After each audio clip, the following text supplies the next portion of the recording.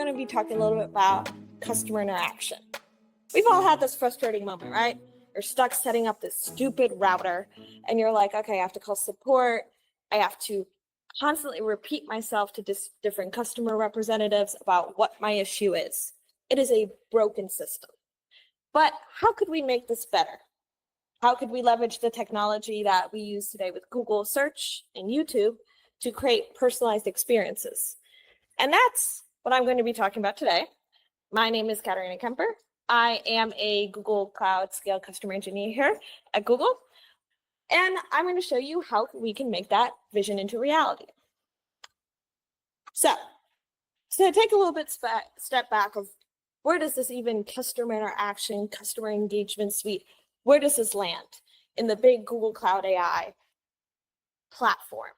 And I like to say, I feel like there's a lot of different collection of products that we have, and that might seem a little confusing of what Aaron has talked about with Vertex AI, with Agent Builder, what Mark has talked about with Agent Space. But I like to say that it is a fully integrated, scalable platform. It is not just random products that don't work separately together. They can work in each different parts, and they solve different ways to integrate with each other.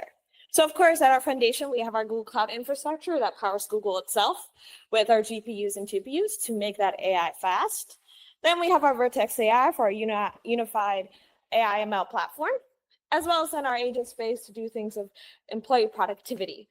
And then at the very top, that's where Customer Engagement Suite lies. And that's our specific AI solutions tailored to fix specific needs and industries as well. And so we have, for example, search for commerce, search for healthcare, which actually I'll talk about much later, but that's also where Customer Engagement Suite is. So what was the vision? It is there to deliver the personalized human-like customer experiences.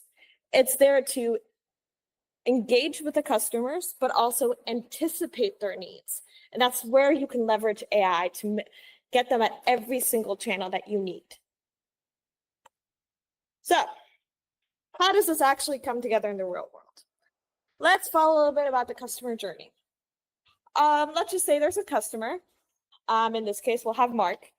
He has a question and he needs a quick answer. But for Mark, it's 2 a.m. There are no human agents to solve this. That's where conversational agents come in. That is that instant self-service experience 24/7. But what if that issue is a little bit more complex? This is where we can seamlessly hand it off to those customer service representatives, those human agents. And that there is one critical thing that makes it different from what we have done in the past, because we are now in the future, is that these agents aren't starting from scratch. They're not asking the questions, okay, what's your name? What's your phone number? What router number it is? That info will seamlessly be converted from the conversational agents with Agent Assist. They'll also be aided with real-time guidance on suggested answers, also be able to handle tedious tasks that I'll clarify a little bit later on. And so they'll be able to help them with more complicated issues. Now, that's all great and all, but what about their supervisor? They'll have a 30,000-foot view on what those specific insights are. So allowing them to understand trends, to see what spot coaching opportunities for new hires, and continuously improve the performance of the entire team.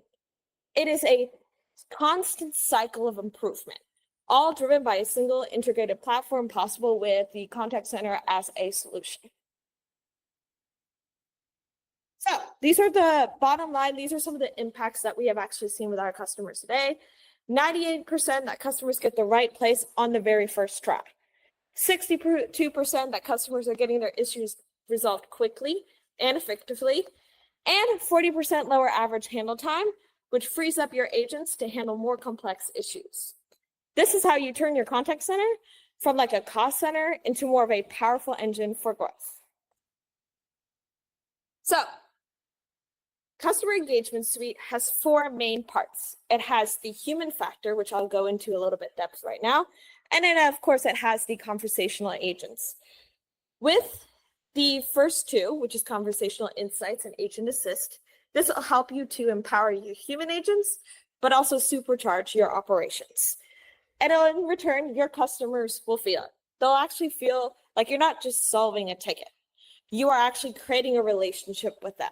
You won't be starting from scratch. And your customers won't just be like, oh, are you just treating every customer like this? They'll think that you're their only customer, which is not true, hopefully.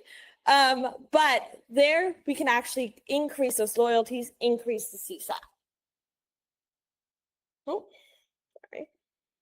So for conversational insights for supervisors, for too long, I feel like with contact center data, it's been kind of a black box. You might know your average handle time, but you don't know why some of these calls take longer. You might know your CSAT score, but I don't know the specific behaviors and why customers are frustrated or delighted. Conversational Insights breaks open those black box. It'll use the power of Gemini to automatically analyze all of your interactions and tell you not what is happening, but why. It's the difference between looking at like a spreadsheet versus having your own specific strategic advisor. And we actually have come out with some of our newest features right now with our large language model sentiment analysis to drive deeper into that customization and getting what those feedback are. We also have more customization on our dashboard side to meet what your specific areas are on what those kind of performances that your supervisors are looking for. So this is where Agent Assist, where I talked about how, hey, in a customer journey, where our human agents are able to have the guidance to be able to build this further. And I think one of the coolest features that we've actually just came out with is our AI coach, which is designed to employ kind of the employee productivity. So it'll use written instructions, it'll use transcripts, it'll use API data to provide step-by-step guidance in real time during customer interactions to those agents. And one cool thing that I've actually seen is that it actually supports upselling. It'll be able to recognize when, hey, at this moment is a great time to upsell this other product, to then also then say what the right product is to the customer and what to say. We also offer our AI trainer, which creates kind of like a simulation for real customer interactions. And that can be done in chat and in voice. So to address specific gaps, specific needs, you can retrain old hires, but also new hires as well to be able to learn in a safe and controlled environment and avoid delivering low quality service. This new feature, live translation, is actually my favorite feature because my original language is German, and live translation sounds like what it is. It allows your human agents to provide services for customers in other languages. So if I talk to these agents in German, and Aaron, for example, is our human agent, he will be able to talk to me back in English with no problem. So imagine the savings in time, process, and costs if you can no longer have to worry about hiring and manage agents in several languages. And finally, summarization. With summarization, you're automatically creating conversation summaries, and that's where I'm talking about the automation of tedious tasks. I don't want to, at the end of the call, have to say, this is what was great, this is bad. With Gemini and Agent Assist, you're going to be able to automatically get those summaries at the end, and as well customize it to your one, further decreasing of wasting time for formatting and summarizing. We actually saw this with one of our customers of Verizon. They used Agent Assist to reduce average call time by 4 minutes, which is incredible impact.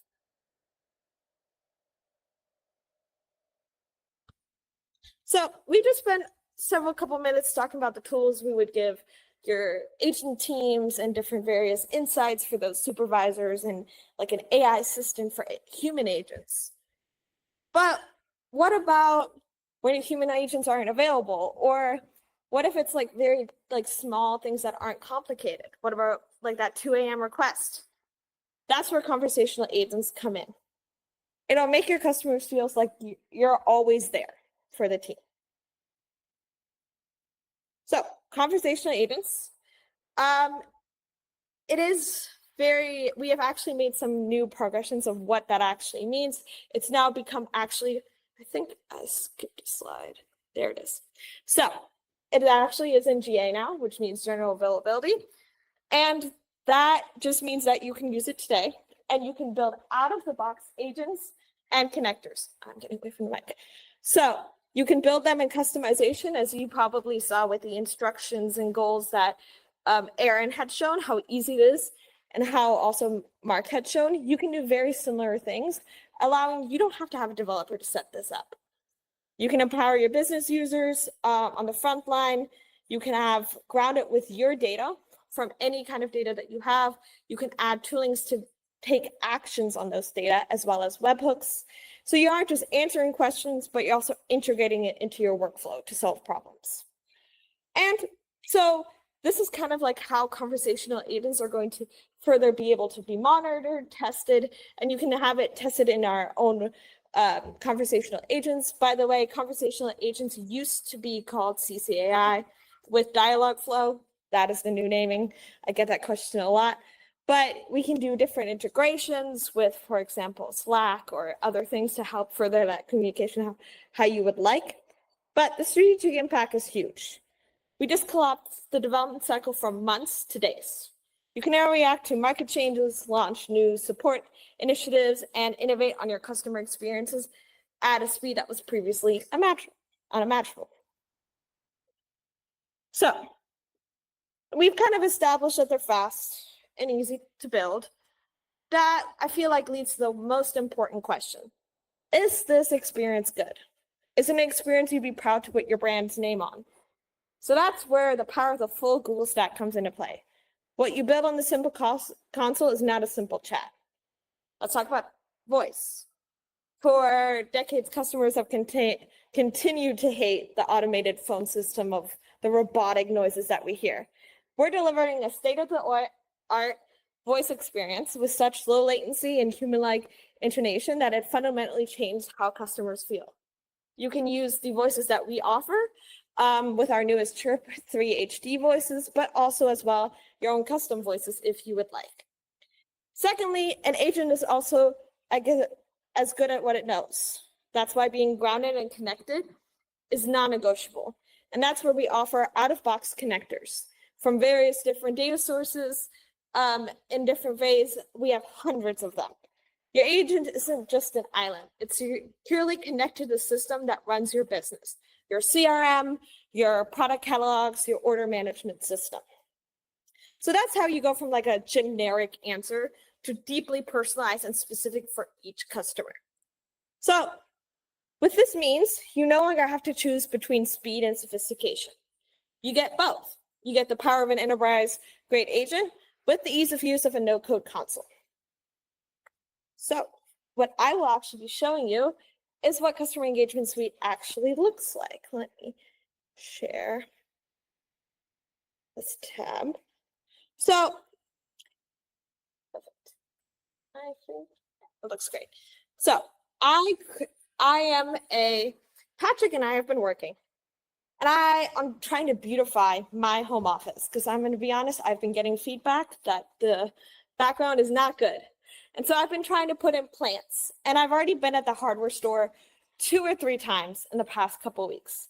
And I realized classically, I forgot the potting soil and the fertilizer. But I'm actually not sure if I'm actually using the right one. So why don't we talk to our hardware store chatbot? Hi there. Welcome to Symbol Home and Garden. Is this Patrick? Hi, this is Katharina. Hey, Catherine. It looks like you've been shopping with us recently. Thanks for coming back. I see you have a few things in your cart already. How can I help you today? Yeah, I just bought some plants, and I'm not sure if the potting soil and fertilizer I just picked out is right for what I purchased. I understand. Let's figure this out together. To start, would you show me what you bought? I can take a look and help you choose the best soil and fertilizer. I'm sending a video request to your browser now.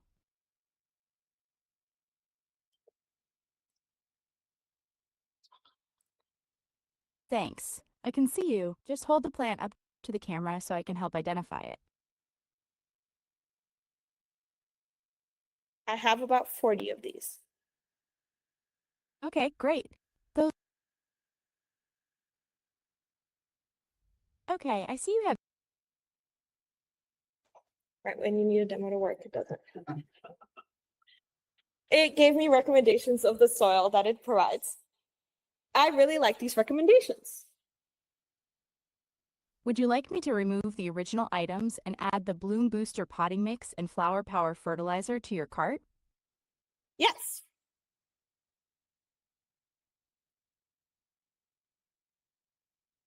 Okay, I've updated your cart. Is there anything else I can help you with today? Not unless you can, like, come put these plants in the ground for me. We actually do offer professional landscaping services. Oh, how much would something like that cost?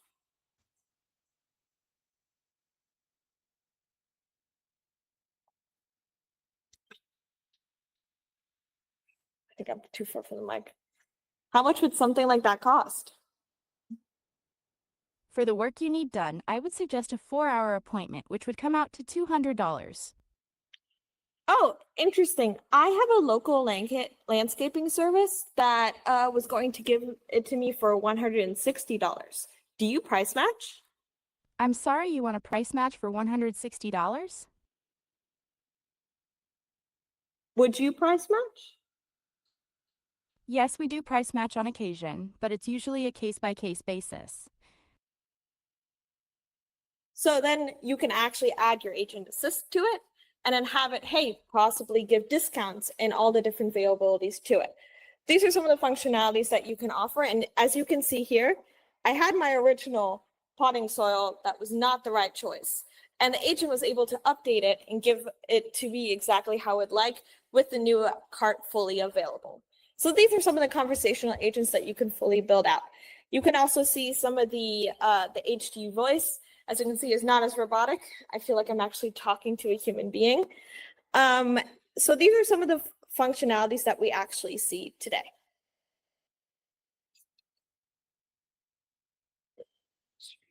I'm sharing the right screen. So this is all great. No, we've seen different parts of conversational insight, conversational assist, and conversational agents. And those are all the different 3 functionalities that you can easily create on your own in different ways. Well, I would highly recommend using Promevo or Google to help build these things out. But what if you wanted it as a fully integrated kind of service? These different toolings, you want all 3. Why not have stitch them together? Because you don't want complexity or data silos or a system that breaks when you need it most. So that's where CCIS comes in, Contact Center as a Solution. That's where integration fully starts.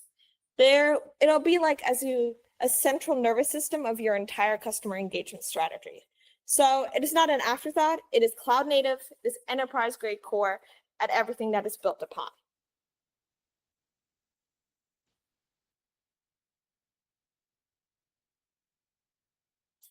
So what does this mean for your business? It means rock solid availability and global scale. Remember, this is Google's own network. It's designed for planet scale workloads, ensuring that you have uptime you can count on and the ability to handle massive spikes in demand. It means also security is built in. Any data that is in transit or at rest is encrypted. But it also, you have access to the rest of the Google's own services of the multi-layered security that you can add, from keys to different management. This is the foundation of trust for you and your customers. There's also, I think the most important part is the seamless integration. We help manage the infrastructure, and all you have to worry about is what AI tools you want to use, how to get that data to your customers flow instantly and securely with Agent Assist and various different things. There are no brittle APIs to maintain. You don't have to worry about the infrastructure. If it's going to work, it's going to work. You simply cannot build a truly transformed AI-powered operation on a collection of disconnected parts. By building a single unified platform with CCIS at the very core, we're eliminating that complexity. We have seen actually this with YouTube. which abandoned in queue by 75% and increased membership rates by over the phone by 80%. You can do both chat and video. So there is no, you can do both, you can do either. You choose what you would like to see. So I want to summarize a little bit. What do you get with Google Cloud Customer Engagement Suite? And I want you to remember these 5 things. We're here to help you find insights in your data. We're here to help your people work smarter, not harder. We'll help you grow revenue by delighting your customers. And we keep your data safe with Google security. We're going to start delivering that value today. It's a complete package designed to deliver real and tangible business results. So I know we've so far talked a little bit about engineering, our Google Cloud AI products, gone a little bit into the engineering realm of things, and strategy is broad. But I think we're going to move a little bit from what to the how.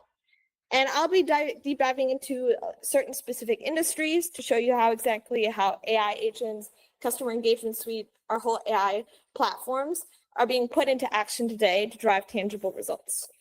The 2 industries I'll be covering today is retail and healthcare, but I do want you to, we cover all the industries. There's various rounds, and they do have specific cases. We, with working with our partners, we're able to specifically cater to those audiences. For example, Promevo also has a lot of experience with manufacturing. So those kind of expertise are really helpful to help those specific needs.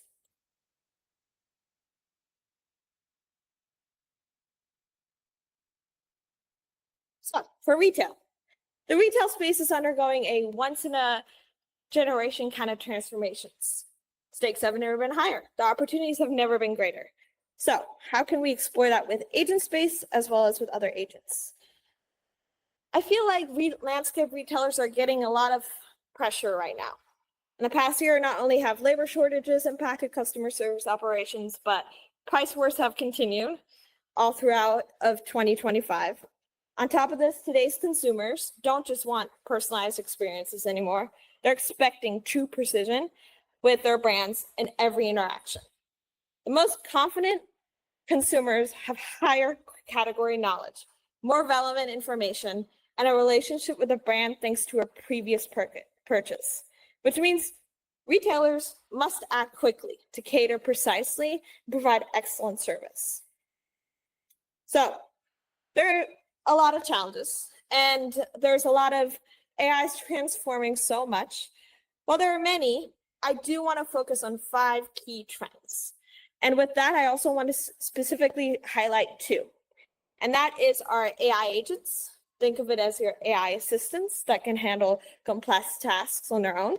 Instead of just answering questions, they can take action like managing schedules, sending emails, processing orders, or even negotiating with suppliers. This can free up employees to focus more on strategic work, automate business processes, and ultimately boost productivity. The other thing that I feel like is a lot, security needs to be tight. As AI becomes more powerful, it can be used to actually enhance security. It can help detect threats more quickly. It can help respond to cyber attacks more effectively and protect your sensitive data. This is crucial in a world where cyber threats are becoming more sophisticated and costly.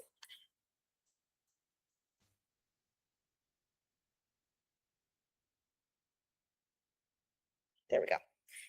These AI trends are not fads. They're completely reimagining how the consumer engages with brands. The people are using every day. They're expecting brands to become even better in experiences. The new engagements are quickly becoming the new standard. For example, hey, I want this product to be tailored towards me, and I want suggestions to be based off what I like. And we want these customers to come back. And so that's where, hey, let's find ways to discover, use the multimodal, creating videos and images with VO and Imagen, as well as reshaping your interactions with your agents. So to help meet these expectations, we've kind of developed like a strategy that helps reimagine the entire retail value chain. It's built on 4 pillars. transform your data into value with your customers in the absolute center of your decision, capture unified commerce growth by fixing the broken discovery and checkout experiences, create the connected store, bridging the gap between physical and digital operations, and driving sustainable and effective operations across your entire business. So, transferring your data into value with your customers, it is important to improve engagements and drive business growth. By better understanding your customers and delivering precise personalization through a securely unified customer data platform. These are some of the products that we offer with our customer data platform, getting those insights with AI, with data for marketing, as well as Gen AI marketing, as well as using BigQuery to get further data analytics, as well as forecasting for the future to boost those marketing performances. Retailers face a significant challenge. There's poor search experience. Lack of personalization leads to abandoned carts, low customer satisfaction. With Vertex AI Search for Commerce, that was one of the AI solutions that I mentioned, addresses this with an AI-powered search solution. This, combined with Gen AI for digital commerce, allows retailers to enrich catalogs, enable conversation commerce, and modernize their unified commerce platforms to drive personalization. It will also improve speed to market and increase retention. So, what about connecting the physical with the digital? Lack of operational efficiency is a major challenge. It'll increase costs, negatively impact customer experience. But with our solutions of our distributed network connected, as well as task optimization, you'll be able to increase the solutions to be able to process, reducing costs, driving efficiency, and improving employee satisfaction. That also includes, I will say, document processing is a very popular right now, of it being able to process things of even bad if a handwritten of, hey, this is what all the capacities are right now, that can be done with Google Cloud in Doc AI. So now we'll round out our last here with sustainability and efficiently operation. Google Cloud empowers retailers to meet rising consumers' expectations and embrace sustainability. Our solutions streamline operations, enhance that customer experience by leveraging generative AI. You're going to get those data-driven insights, advanced tooling to be able to reduce those costs. That's where customer engagement suite that I talked about with your customer services, including that internal productivity with agent space, as well as then doing more sustainable practices with our Cortex framework specifically for supply chain. So we're incredibly proud to be on this journey with many of our world's most recognized and respected retail consumer brands, as mentioned here, and they're continuously trusting Google Cloud to help navigate the transformation to build their business further. So let's zoom a little bit more into the agent space that Mark showed earlier today, and how you can empower your teams to execute from, for example, the merchant to the store management. For store management, agent space gives you associates a single pane of glass to find information, understand performance, and act on insights from inventory levels to scheduling. It'll put the power of your enterprise in the palm of their hand.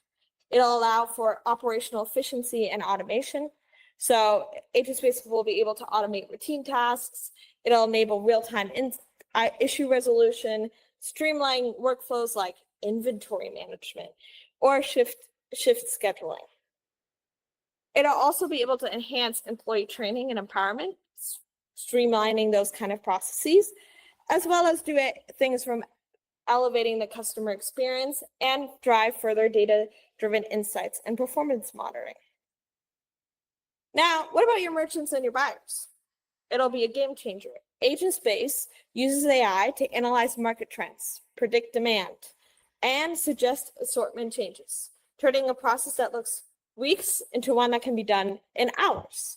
It'll be able to analyze current sales that are happening not just in your business, but also in your competitors, and market demand. It'll be able to look into category trends for other new products, It'll be able to define assortment gaps in the current line, create product concepts and variations. It will be able to create the whole marketing line of it, automate further workflows, ideal for product mixes, as well as do pricing and promotion optimization. Therefore, the goal is for agent space for really the ability to streamline the entire merchant buying and assortment pricing process on an ongoing basis. What about marketing, as I talked about a little bit? The agent space powers marketing campaigns, so you can define goals, you can figure out what your target audiences are, maybe find new target audiences, generate content ideas, as well as create more personalized campaigns to match those specific targets, audiences, as well as you can, of course, test and optimize your variants as well with kind of like an A/B test control and promotions. Therefore, you can able to streamline the entire process and step change the effectiveness results in fast and cycle times and higher ROIS effectiveness. So what about, now we have got kind of the marketing, what about our inventory management? Agent Space provides an end-to-end solution for retail inventory management for identifying potential issues and understanding the context to proposing and executing concrete actions. It's a true partnership between like the human expertise and the AI-driven insights. This isn't just about counting what's on the shelf. It's about what could be predicting. What could the forecast be in the future, making smarter data-driven decisions. So it'll be able to ingest the different various data, as well as analyze, for example, things like social media sentiment. What is the overall look into it? As well as then get an automatic summary of it, as well as then your team can act on it. And it will be able to not just create dashboards, but propose concrete solutions. So all the agent space gives you the tools to build the future of work. We're not just talking about incremental improvements. We're talking about a fundamental shift in how work can get done. It brings Google quality search and AI across your data. It will be natively multimodal with state-of-the-art models. It'll be a one-stop shop for one-party, three-party enterprise agents, while also still keeping that enterprise-grade security and compliance that you need. Google Agent Space isn't just another product. It's a platform that empowers you to transform your business and create the future of work. It's about intelligence, flexibility, integration, and security all into one place. Now, I want to pivot a little bit on how some of this powerful platform is and being applied to solving challenges to a little bit more of a highly complex, very regulated industry, and that's healthcare. There are a lot of problems with healthcare. You have to navigate all the integrations, the regulations with HIPAA, managing staggering amounts of sensitive data, and striving for a better patient outcome in a high-stakes environment. This is an area where the demand for security, accuracy, and intelligence is absolute. So how can that be done? While the opportunities are vast, I think there are two main people that will, with four key kind of tasks that are put in. And those are the providers, like hospitals. We're helping them optimize their hospital revenue cycles, ensuring they're compensated fairly, quickly for the care that they provide. Then we also have the whole insurance companies with our payers, where we're tackling three big issues. Deploying AI to create highly automated claims processing workflows, driving massive effective gains, implementing sophisticated fraud detection and risk assessment to prevent billions in loss, as well as then we have our predictive analytics for claim settlement and cost optimization to bring predictability to an incredibly volatile process. So let's take a little bit closer of a look. Let's start a little bit with the provider side. We have our hospital revenue cycle, and it's a financial lifeblood for these hospitals. It's often plagued by denial claims and manual rework, leaving significant revenue on the table. With our Revenue Cycle Advisor, it is designed to solve this, specifically with Google Cloud AI. We were able to find that our system securely connects to and analyze years of historical claims data, payer contracts, and complex CMS guidelines while keeping that security. It'll be able to understand, to be able to summarize those denial themes and identify those root causes. And then you'll be able to act accordingly on that based off those data-driven recommendations on how to reduce those denials, how to optimize those contracts, and improve the whole process. We're turning a reactive manual process into a proactive intelligence one. So what about, let's switch a little bit to the payer side with our insurance companies, where they're processing millions of claims. Doing it manually is slow, expensive, and prone to human error. And that's where agentic AI will come in. The agents will be able to find and extract the relevant data, no matter what the documents or whatever the information is, while keeping that security, especially with PII. Whether it's from it can also be, for example, a handwritten doctor's note. We know how bad doctors write. It's going to be able to process it no matter what in real time. It then can understand that context, cross-reference the claim against policies, from databases to patient history and medical guidance to validate its legitimacy. And finally, it'll act accordingly on that. It'll calculate the precise payout based on coverage limits and deductibles and can automatically approve or flag the claim based on your business rules. This drives incredible efficiency, reduces processing costs, and allow your human experts to focus only on the most complex high-value cases. Now, we have all the claims, but one thing we need to make sure is insurance fraud. It is a multi-billion-dollar problem for the industry. It's kind of like a classic needle in a haystack challenge where suspicious patterns are incredibly difficult for humans to spot at scale. And that's where an AI agent, like fraud detection agent, is designed to find that needle.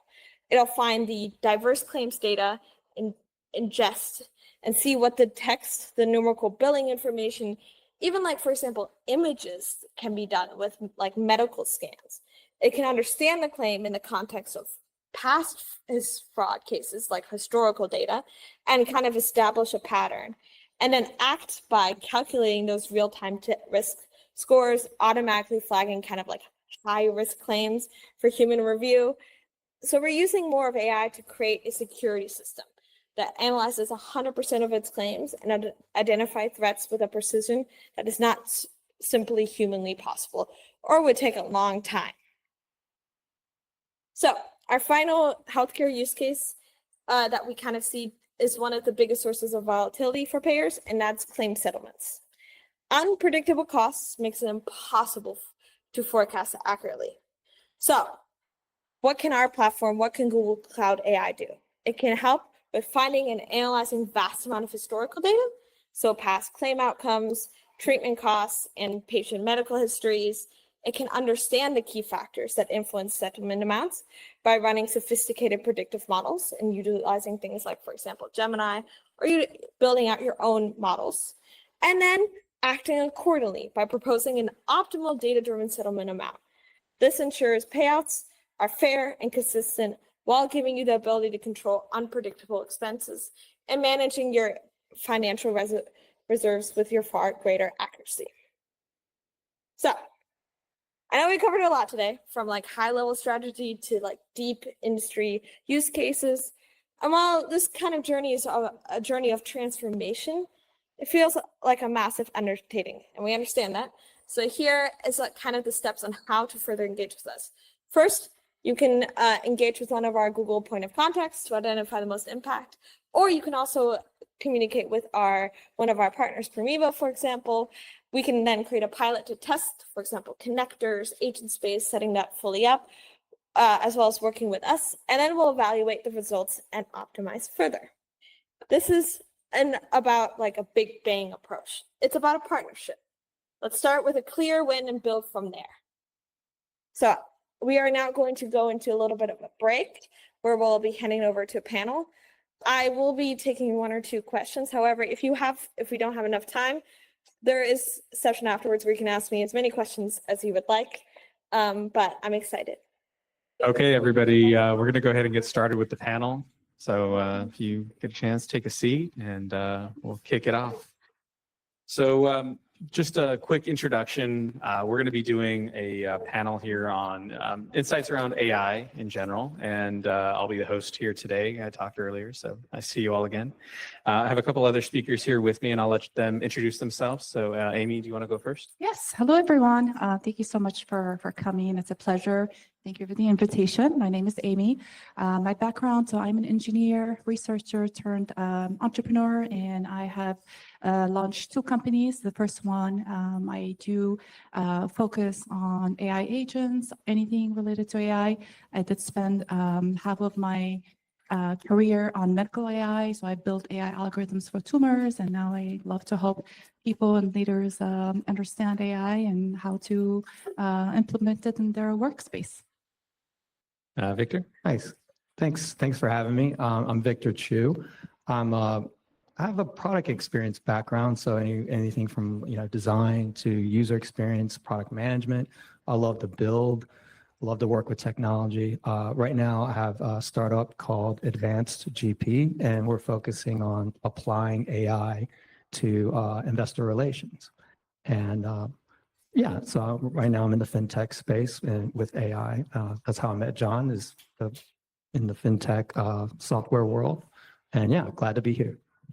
All right, thanks. So I thought it would be good for us to kick off. And, we've been here talking about AI and enterprise, agent space, agentic AI. And I'd like to get each of your perspectives, Amy and then Victor, just on AI in the enterprise. And, what are your kind of unique experiences, stories, or perspectives? Yes. Do you want me to start? Okay.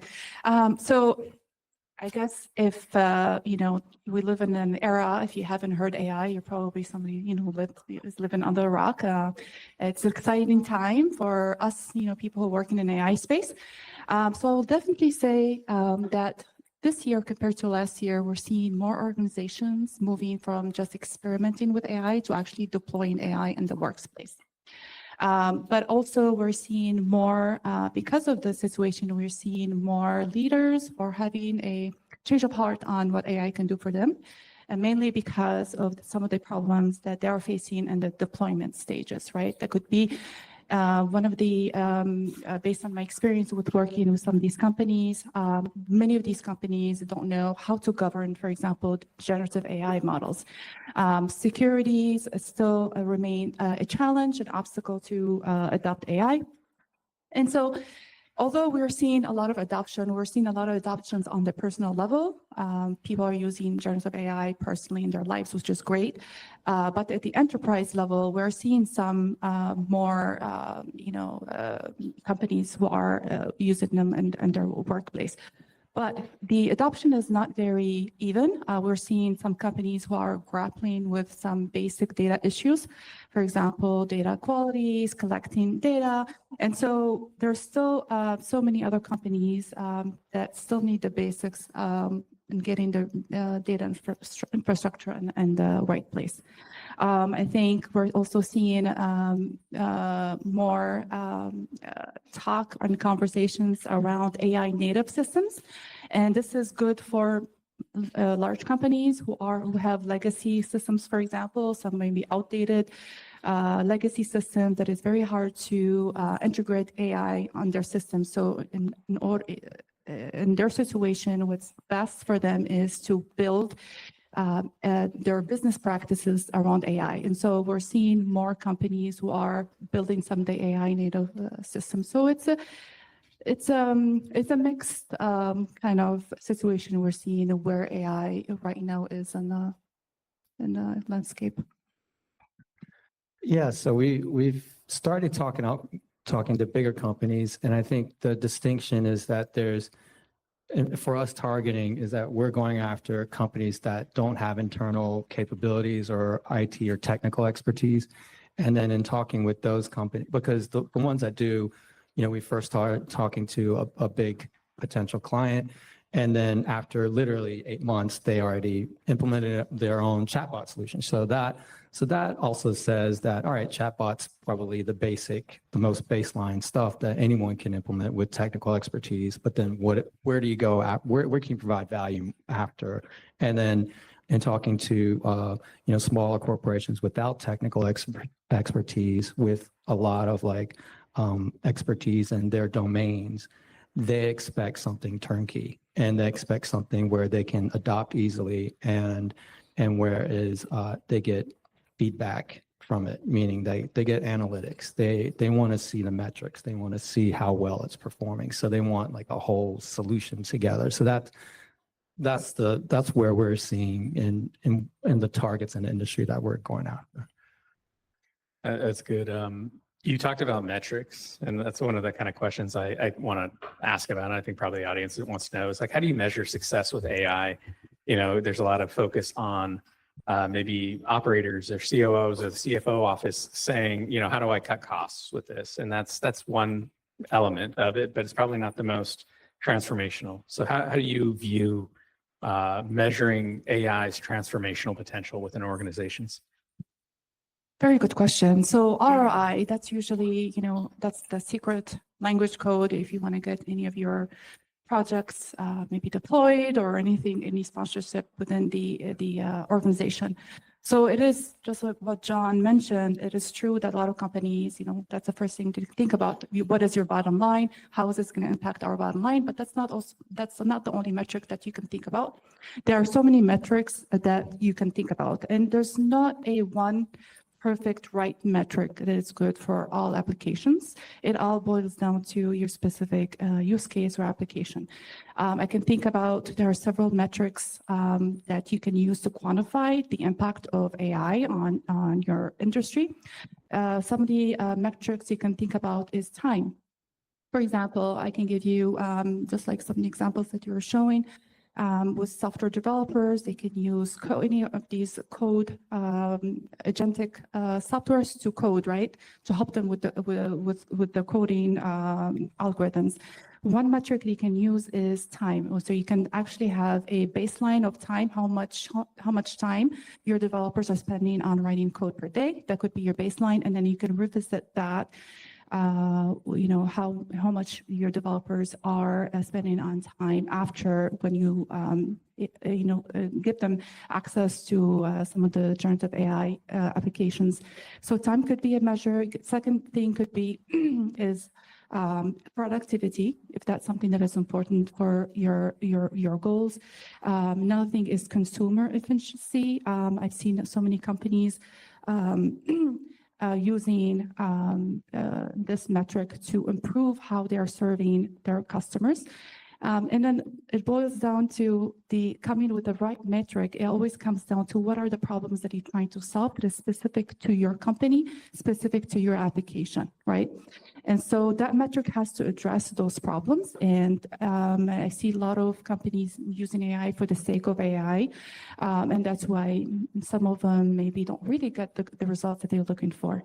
And so the metrics, and Victor is going to come to it later. He talks about a metric that is relevant to his experience, since he deals with user experience.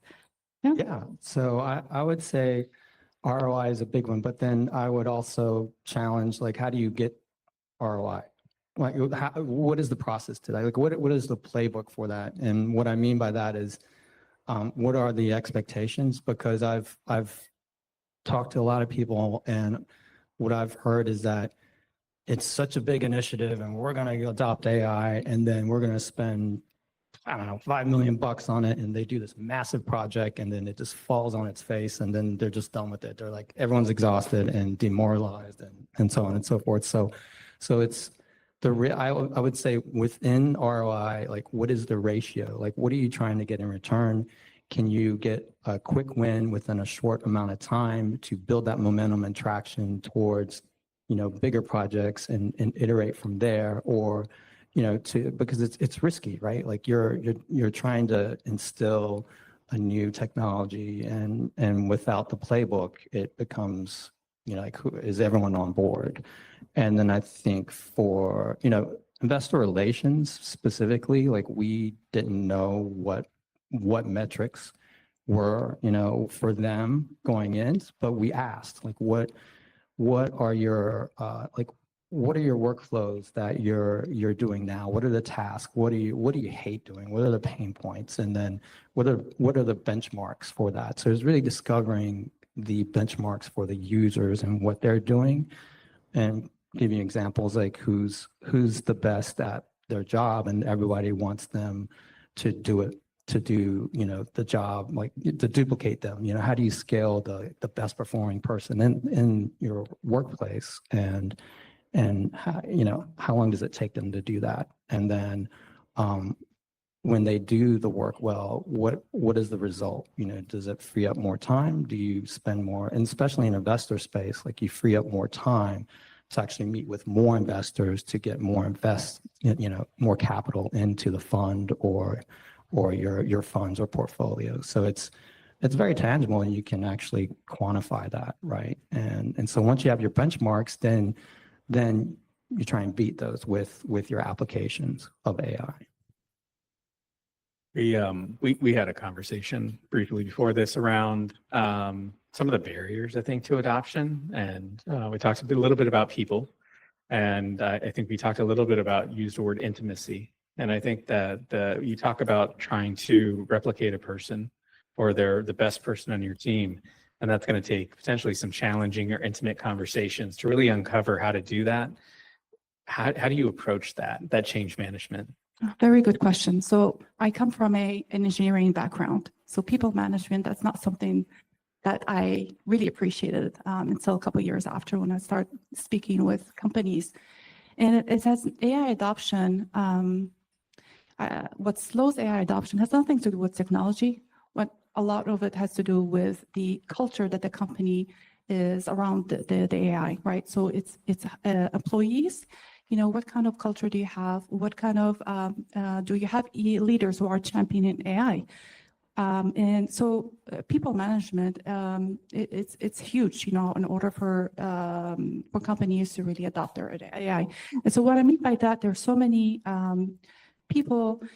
So we were just talking about how do you define your return of investment. And I had some couple conversation with some company, and some of the leaders, in order, let's say, for example, if they used they piloted an AI and it did very well, let's say if it did save them a lot of money, which is exactly what we wanted to do, what we wanted these AI tools to do. But sometimes I've seen situations where leaders kind of use that to their advantage, and not really put in more money on those same projects. So, for example, if you have a group of developers or a team who are developing an AI tool, and if they're moving away the money from them because they're saved the money, then that's not going to be a good incentive for these employees or people to keep on investing on AI tools. And so I think there's a lot of expectations that needs to be adjusted from leaders and for employees in general. As to, I think we spoke about this before, AI is a different beast. It should be, every company should have a dedicated, division or department to explore all of these emerging technologies, and with a fixed, for example, budget. And because some of these return on investment, some of the things takes time. And we talked about this because, changing people's mindset. How do you quantify that? That's an extremely hard thing to do. And some of the ways that you can do it, you can do AI trainings, you can ask and have conversations with your employees and see where they are. There's different types of training that you can roll out. I've seen many companies rolling out company-wide training.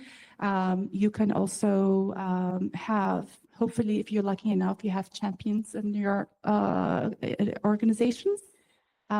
Based on my experience, how I've seen people getting sponsors is when you have technical teams pitching their ideas, or you have like a small startup within a big, giant corporation.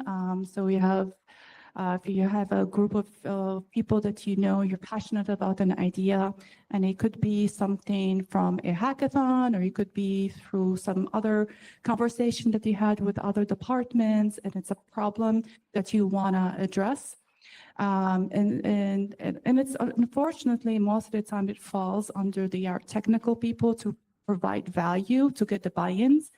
But ideally, we want that situation to be more driven by leaders who are championing AI. And I think this year we're seeing more people embracing AI. And I think the only challenge is finding the right use cases for the company. I hope that helps. Yeah, that was good. Victor, do you have any thoughts on? Yeah, I think from when I hear adoption as a product person, that means usability. And so the big thing about, I personally think the biggest thing about adoption is obviously is that everyone's got to use it. And so how frequently is it useful, right? And so we have a metric in UX, which is usability, and you can actually quantify that, right? And we used, when I was with John at Backstop, my team put into place this measure of usability. So we would always target, it's between 1 and 5, right? So 1 being not usable, 5 being very usable, and it's intuitive, it's easy. And so we would always shoot for 4.5, right? And if we didn't score close to that, then we would go back, we would all meet and discuss and get the feedback. Why wasn't it usable? Like why are you not using it, and give us your feedback. So then you would iterate upon that. So ultimately anything could be usable. It's just putting that process to it. And then also culturally, again, I think that's probably a very underrepresented or underestimated part of all of this is that, we're all people, and we have natural intelligence. We have this artificial intelligence that's supporting us. So, and when it comes from the top up, there could be a lot of fear involved. I mean, I've been hearing these CFOs saying, "Oh, we're going to adopt AI, and we're going to take the budget from we're not going to hire anybody anymore, but we're going to take the budget from that and spend it on AI." So that sends the wrong message, and it's kind of scary. In a big way, I've been scared about, like what I do, what I used to do a lot, which was UX design, and a lot of, and I'm sure like coding, there's a lot of coding, right? That's involved that AI can do now. So, but, how does that culturally fit into your organization? Like how is the organization going to adopt it and use it to their benefit? And that needs to be an open conversation, and everyone agrees upon it and adheres and sticks to it. And that could be incentivized as well. It's an upskill, right? It could be incentives around that. Yeah, I think I'll add 2 cents to that. I think the focus on just saving money is a very short-term thought process, and I think it will create a divide between companies that maybe see a small tangible benefit from AI and companies who see exponential growth from AI. The companies that learn how to embrace it to drive increased productivity, idea generation, new products, I think will way outperform those that don't, and that learn how to incorporate humans into the loop and increase their productivity rather than replace or downsize them. But still early in the game. We did talk about entrepreneurship, and I like some of the things that you had to say, Amy, around how this empowers people, and I think it potentially gives people not just a choice between big company A and big company B that they work at, but how do they just displace or disrupt company A and B with their own kind of AI employees, right? Yeah, I love that. So I really think we are starting, I probably heard this, that we are entering a $1 billion startup, meaning that with all these tools that we are developing and we are creating, my take is I always want to focus on using AI for good. How can we use AI to democratize knowledge? How can we use AI, especially me coming from an engineering background, how can we empower more female entrepreneurs to start their ventures? Just a couple of years ago, before all this generative AI craze started, I had a lot of women entrepreneurs coming to me, and then something that was really interesting through my career. I spent almost 20 years in the engineering and academia industry, and the majority of women founders are not coming from a technical background, which was very interesting find for me. And a lot of the women who approach me, they're not coming from a technical background. They come to me and say, Amy, I had this great idea and I want to pitch to the investor. But they all ask me for a proof of concept or like but I am not aware to code. And, it was really hard for me to coach some of these women because at the same time, I want everyone to achieve what they're looking for and then achieve their potential. But with all these tools that we have, I really see it as a way that all these obstacles that anybody have. So not just women in this space, not technical and non-technical people. So me as a technical person, what all these tools done for me just collapsed all the business walls, right? When I started my company, I really didn't know much about business, but I learned and, after a couple of years and of course, using all these assistants. And so I want to focus on our, journey and moving forward and how these tools are going to be impacted and how they are already impacted people in general, how we are accessing knowledge and where we're getting this knowledge from. I think going back to the $1 billion one-person company, we're already seeing more small companies that are reaching the millions with very minimal employees or even they just have contractors. And they are really competing with these large companies, even acquired by large companies. I think that says something about the pace of innovation. We all heard about what happened in that Chinese company that came up with their new algorithm that used maybe a very cheap chip, and they were able to, outperform the most expensive, models that we spend $1 billion on. And so I think for large companies, they have to be aware of this shift and dynamic and what's happening. And I'm all about empowering people with these tools and use them for good. And if, I tell all my friends, if they're not technical, why not using these tools? Why not using Gemini? Why not using ChatGPT? That's a second brain or third storage or fourth storage that you can use to further your, intelligence and your reach in this world. And so will be not wise not to use them, right?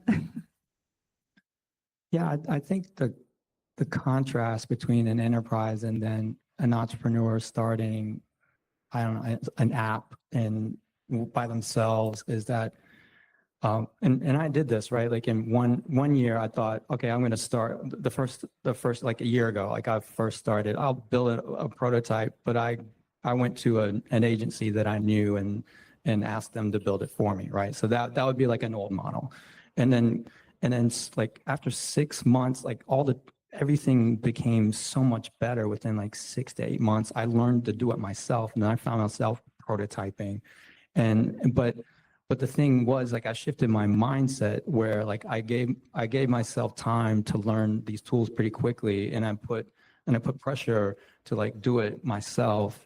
But I learned it, and it was like fascinating because I learned how to program when I was little, but I'm sure a lot of you can appreciate this, is that, I wouldn't call myself a developer, but then I'm sitting there with Claude and I'm working with Claude to write an app, and it's literally just writing like thousands of lines of code. And I'm just sitting there thinking, oh my God, this is amazing. Yeah. What's that? That makes you a developer. I didn't know that. Like, I was just totally fascinated by, okay, my God, like how long does this take to like write thousands of lines of code, like that's like insane. And so like I was blown away. And to that, it's like, okay, if you have the time to kind of pick, but you have to experiment, right? Like you can learn from other people and pick it up, but ultimately you got to know, like, you get a feel for like what models work well. And it's like, I use ChatGPT. It wasn't intuitive enough. So like, I really like Claude, and it gave me what I wanted. And so it just takes the time to do it. And I think being in an enterprise, I don't even know if that exists. It's a luxury. You got to be very savvy enterprise to be able to offer that to your employees, to be able to go out there and really experiment, be creative, and learn it that way. I mean, but if you do, I think the returns are going to be huge. That's interesting. We talked a bit before this too about we're seeing adoption happening at the executive level and the senior levels faster than sometimes at the like other just, daily kind of normal worker across the organization. And that's creating a bit of a talent gap or even a new divide culturally in an organization. How do you see that, and how do you feel like we deal with it? Yes, that's good. I mean, we noticed it this year. This year, we've seen that leadership are adopting, AI tools almost on a daily basis, but percentage is higher than employees. And we have the employees, they're adopting AI and it's maxing at 50%. Now, this has nothing to do with AI can offer, but some of these companies are deploying maybe just like chatbots to for their daily use. But that's not the only thing that, employees should be exposed to. I really think that there's so many other things that AI can offer, and generative AI is not all AI. There's so many things that AI can do for your business and help your business to overcome, business problems and generate new revenue streams. There's so many things that that they can do. So finally, this is good for us that this year leaders are on board. I very few people that I meet that they're skeptical about AI. So I think at least that's a win. The only thing is change management. How can you really get everyone on board to use AI? And I can see how you will get a lot of kind of backlash, or you can get, because, when you have people doing the same thing the same way, using Excel sheets or it's very hard to change old ways, old habits. But I think that's why it's very important to have some of these conversations with your team to be, I think I don't like to see this disconnect between leadership and your team. It's always important. But then we had this very important conversation. Who is going to do that? Who is going to take the time to come down and kind of listen to your employees in that way, right? And so it's important to have, a periodical training, for your team, and there's trainings for every levels. You have technical people can have more technical training. You have business people can have more business-oriented training. And also, do not penalize your employees for using AI.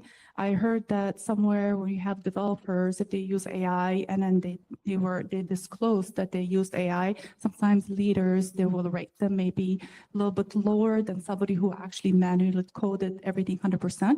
So there is that variation in mindset, and we're still not able to 100% embrace AI as something, at least for me, I'm seeing it as a way to augment our intelligence. And so there is a little bit of the mindset shift, and that's probably one of the hardest things that we can change. And that comes with just a little bit of constant training and having good champions in your organization. Yeah, I would love to leverage that. If a leader in the enterprise is heavily using AI, then what are they using it for? It's, likely information and synthesis and like thinking through things and helping them do that. So that's one of their biggest workflows, if you will. So then where from there at that level, then throughout the enterprise, what are the other workflows, and can they be like one-to-one the same as what a CEO does? Unlikely, right? So there's different workflows or tasks that the bigger the organization, the more specific your task flow is, right? So then, they're not going to be thinking about the same thing as a CEO, right? Otherwise, maybe they should be CEOs. So then how do you identify?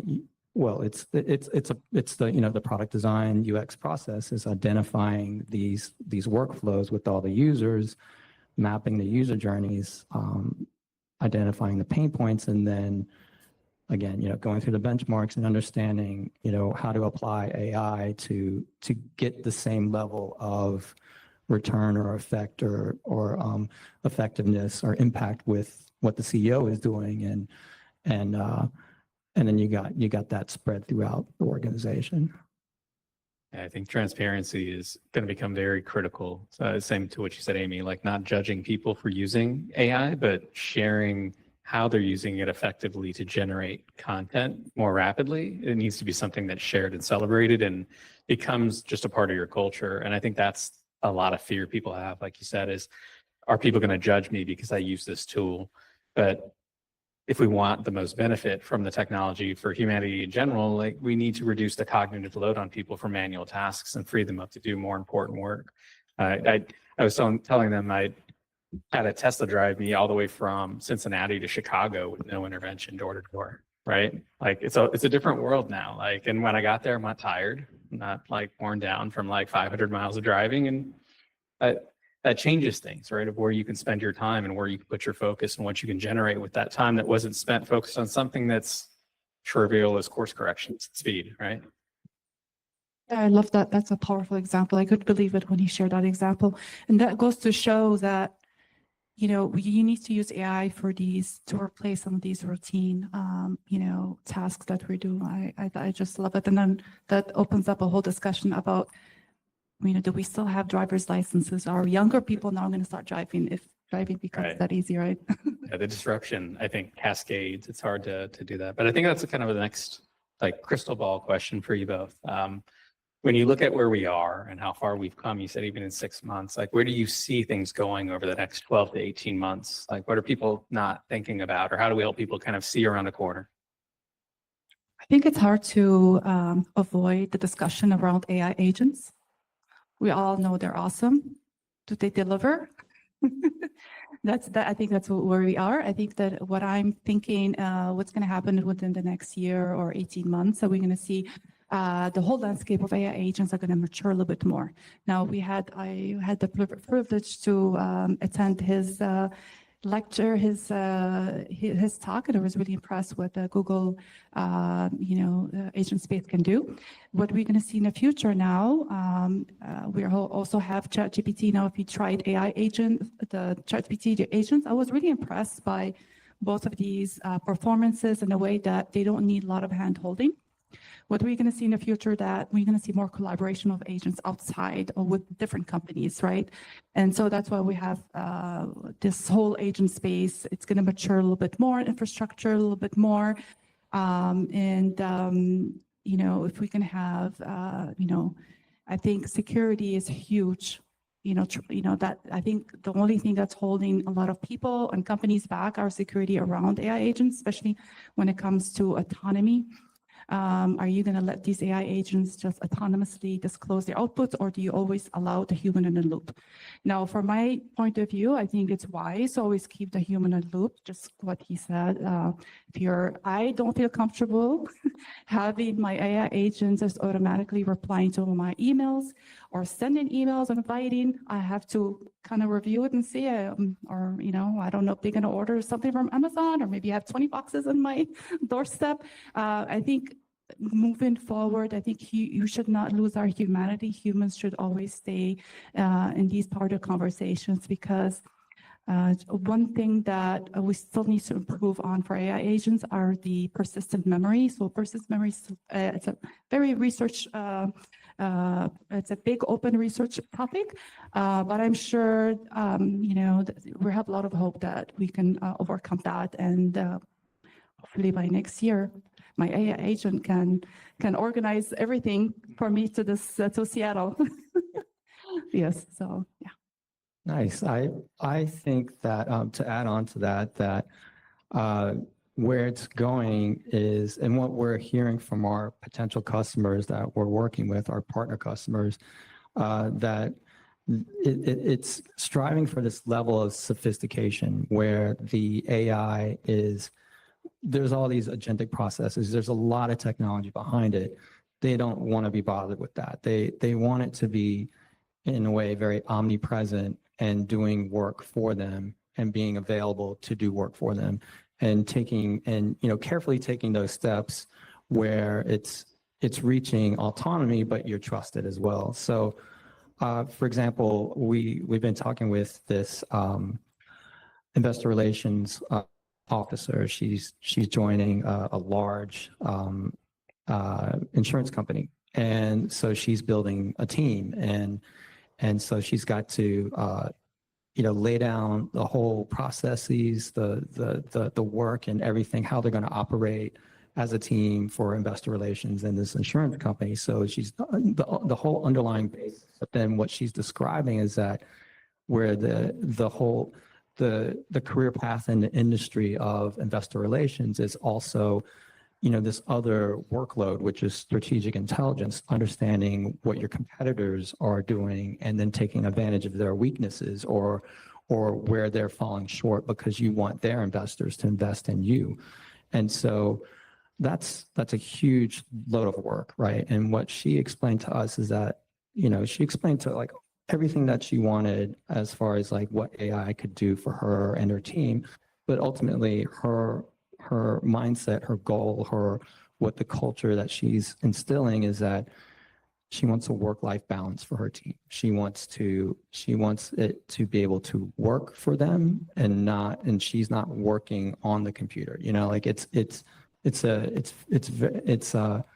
very, and how she described it, like she didn't use these words, but you could tell, you can, extract that. She wanted elegance and sophistication in work. Because everyone wants to do their best work, right? They don't want to be toiling and slaving and grinding away and then feeling bad about working so hard and you can't enjoy my life, so let the machines do it, and why toil so hard if the machine is promising so much for you? So that's my hope, and I think I see it. Like you can see everything moving that way, and then being in tech for so long, like we all started with flip phones with black and white screens, and you gotta to text anybody, you had to one, 2 2 2 3 3 3, and so I mean now it's like you got an AI in your pocket, it's insane. So it's getting there, it'll get there fast. Those are all great. I wanted to leave some time for questions from the audience. Anybody have anything for our panelists? I feel like one of the biggest problems some people hold as strong. It's like you almost want it in your mind and understand what you're talking. Have you thought about areas where that may improve? But here's the document. Well, how do I respond? Yeah, I think that's a very good question. And I think we discussed that with John. I think there is some divide also within companies. You have a group of people super, really good at prompting, but it would be nice if these group of people can share, their knowledge, or you can bring somebody from outside and share how you can better write better prompts to deal with AI, because it's a different language, like dealing with, it takes some time. But like I said, I think it's very important to practice. So this way you get to know this entity a little bit better. And for me, it's really interesting. So I do ChatGPT, Gemini, and Claude, and I have a personality for them. Each person in my head, they have a persona, because they each have their own likes and not likes, and I know their limitations. But I think it would be great to democratize this prompting techniques with everyone, and I think coming from engineering background, I'm a little bit more not stubborn, but I keep at it until I get what I want. So push AI. So be okay with pushing AI. You're not abusing AI. You hear all these memes about somebody is abusing AI, but that's just technology is there. And that's a whole conversation. Sentient AI, that's a whole conversation that's probably not appropriate for this conversation. But I think it would be very nice, if you could bring in more people to showcase what is the ideal way of writing prompts, and how to better deal. Even when I attended his talk, and he was showing you, okay, let's prompt it better. Let's maybe rephrase what we're saying. Let's try to, come up with a different way. Now, and I think it can be a little bit frustrating user experience wise, so kind of prompted many times and forgetting. but I have high hopes that, people are working on the memory piece of it, and then it will become better. People are considering different architectures. And so I think that's the only piece that is a little bit that still needs some improvement. And I hope that can help the experience. Yeah. I don't know if you have anything to add. Prompting. Well, so when we're designing and developing a solution for a customer, and then this makes me think that because they want to just buy a solution, right? They don't want to think about the prompts. So like I'm sitting here with my partners and co-founders, like coming up with the prompts to try and, come up with the solutions for them. So I think there could also be, there is a collaborative approach to it and a trial and error to it. So, but I think in an enterprise, the way that you could possibly apply that is that if you could, have prompting sessions and learn together, because together, then, it really is like communicating, because sometimes you're talking to some people, you're asking them questions, you're not really getting much out of it, and you got to talk to them, prompt them a little bit more, and then eventually you get the feel for like how to talk to somebody. Not everybody's the same. So, but I think in a social setting, it could help, because then there's a competition involved, but then you're also collaborating, you're like brainstorming together. And then once you get that one prompt that works, then you should save it, and keep reusing it. So one of my colleagues had built sort of like a digital entity that works in like streams and stuff for him as like a side project. And one of the things he incorporated into that was the concept of memory of who the agent is interacting with. And so part of what you're saying here is different people have different modes of communication already. Some are sufficient, some are not sufficient for the task that they're trying to do. Also, AI being multimodal, there's things it's not taking in today. Micro expressions, tonality, like additional context. There's nothing that prevents us from evolving the models to take in more sensory information, potentially from a live conversation, and then having it have the ability to then use its reasoning model to extrapolate. So I think there's probably going to be some of these like human technology interface studies that continue to evolve to make it even more natural to express what you want with less context. And I've even seen it evolve from the very early days of like ChatGPT 3.0 or early, Bard of, I could ask it a question, I had to be very specific. And now it's starting to extrapolate context from very ambiguous things that I say and doing a fairly good job. So I think it's a combination of probably like technology elements that aren't unsolvable that'll continue to evolve how well this kind of like human technology interface works for us. Even just the live streaming, like the Gemini live streaming, I had like a sound coming out of my washing machine, and I'm like, is this bad? I'm like just pointing the camera at it, listen to this, this is bad, what should I do? And then like, it's like, I don't know, what is it? And I showed it like the model, and it's like, oh, I looked up the model. Like basically just having something there that's like taking in all the inputs, audio, visual, live. I mean, we couldn't do that a year ago, and we're already there. So I don't think we're very, very far off. We talk about memory investigation and things like that. There's going to be some sort of, it's developing its own profile of you and your persona. And then that changes the game in terms of how it interacts. Yeah, I love that. And that my ChatGPT can speak to your ChatGPT. Then Right. that could be another potential use case in the future. Like anybody who wants to start a company, it could be something that you can use for finding potential investors, or potential, I don't know, friends or people or like-minded people. These AI agents are going to know you so well that they're going to go out there and do the social thing. I mean, we don't want to push for that agenda, but I just joke about that. But Play dates for us. Kind of on that, I think we've been talking about security and stuff.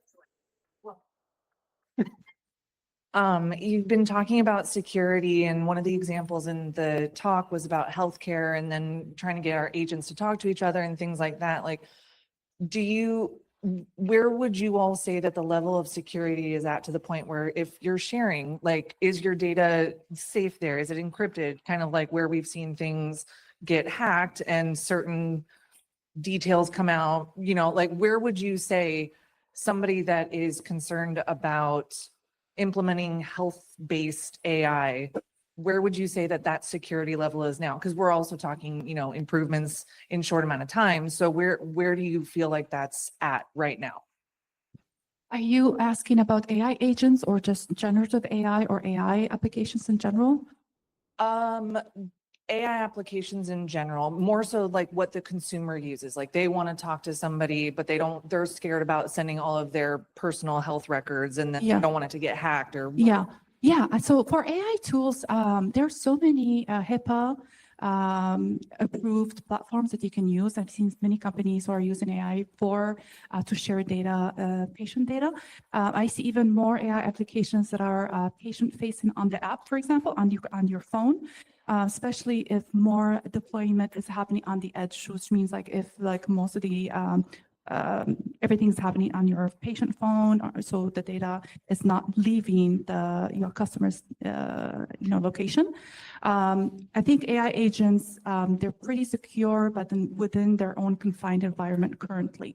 So like, for example, like Google, they have their own security, certifications. You have ChatGPT, OpenAI, they have their own. I'm not sure where the security is as far as like them together, if they're still, I have a feeling they're maturing. I'm not sure if we developed standard for security. I mean, we're still developing standards to cross for the agents to speak from with different entities, but I think it's maturing. But I think for healthcare apps, there's so many, I've seen so many, I've been to doctor's appointment or they're using AI and then they're saying, oh, this is HIPAA approved platform. I've seen many companies do that. And so there is a lot of activity in that space. Yeah. Kind of tied to what she's. Guys, right here. Oh, Thank you. What she's doing, I actually came from pharma, so we have a lot of technologies already built in, like you take data and you put a pseudonym to it, and that's what's being processed back and forth. So the patient's data is being protected. There's many steps like that we're already part of the industry. But I actually consult with engineering, architect, and construction firms. I'm one of them. I run them myself, and they're struggling even with their high-tech clients on how to protect my IP, because IP is everything in these people's business. And I still cannot find, I've gone through all the models. I've talked to them, the models themselves, asked them, how are you securing this? But every model and every rev and every sub rev has a different approach. And so we're almost getting back to where we're just having to separate with an air gap that data so that it can be protected, because I'm talking about working with Intels and TSMCs and Samsungs and pharma people, and that's all in fact, Intel told us we couldn't use AI on their projects because they were concerned about our ability to protect their IP. So what kind of that's a big hurdle. That is where every one of the firms I talk to is stuck. So in the Google ecosystem, the data is kept private between the client and their sort of sandbox of using Vertex. And so that they don't look at your input, you don't look at your output, maybe the data you connect to it. And so that platform has security around it. Anybody who's like, I think we all saw what Samsung did. They had employees using ChatGPT early on, publishing IP, leaked out to the world inadvertently because it's being used to retrain the LLMs. So the first is finding a terms of service and cloud partner where they don't do that. Second is, if you really want to have an air gap, take an open model that you're hosting and running either in cloud infrastructure or your own infrastructure, and then build and fine tune upon it. Like nothing stops any of these clients from using the power of the generative AI without having to sacrifice their IP or data privacy or security, especially if it comes to like sovereignty or things like that. You maybe even have further restrictions where it's in their data center, their own GPUs. And there's plenty of open models that have maybe less computationally intensive requirements for GPUs that you can run on, ones that aren't like cutting edge, right? So there's lots of options nowadays in terms of how you can create a secure environment for AI. And I did want to add one more thing to your question around like security or just kind of like data privacy. You should include your security teams in the design of AI agentic systems from the beginning. Agree on principles. I think rules are a dangerous thing to agree on in the beginning when it comes to agentic AI because the technology is different and emerging. So I think principles are a better start. and can keep you from getting boxed in and just like, no, nobody can do anything, which is just to your point, like people are just like afraid of it. And they're like, no, I heard data leaks, so nobody touched this thing. Responsible design, smart platform choices can keep you safe from these Yeah, things. and in the engineering, I use 10 different models. Yeah. Because I've been working on this, I've done over 400 tests. Yeah. On an engineering problem, solve compressible flow problems, do a heat transfer problem, give me an energy analysis of this building. All right. And this is another problem that's done in less than 20 minutes. Yeah. And that would take an engineer probably a week with modeling. So this is the other part of, I see it as a significant. Take that and amp it up with accurate tools for doing some of the calculations. And now you have something that's like a superpower, right? Yeah. And the challenge is now you're going to be burning through. I mean, I can do with 10 people what a 50-person firm can do right now with AI. Yeah. I've proven it. Yeah. And so all of a sudden it's like, oh, either you got to build more into the pipeline, or Yeah. you're going to burn through projects. And that's all about billable hours. You're seeing consulting firms just being wiped out. I did a patent application on one of my things, but it taken me a week. I did it in 20 minutes. Yeah. It filled the patent out, did all the schematics, letter to the attorney, turned it to the attorneys like, wow. Which tool? Well, you're taking work away from me. See, which tool? What's that? Which tool that allows you to write the patent? Well, I used Chat GPT. Which one was it? I think the 4.0 mini. And that's the other thing. There's so many variations. And I ran the same thing through Anthropic 4.0 Sonnet. And it did. In fact, I even merged those together because there were good things about both of them. They didn't, and so I merged them together and it gave me a table. Here's the entire package. Here's all the schematics. Here's what I pulled from Anthropic. Here's what I pulled from Chat GPT.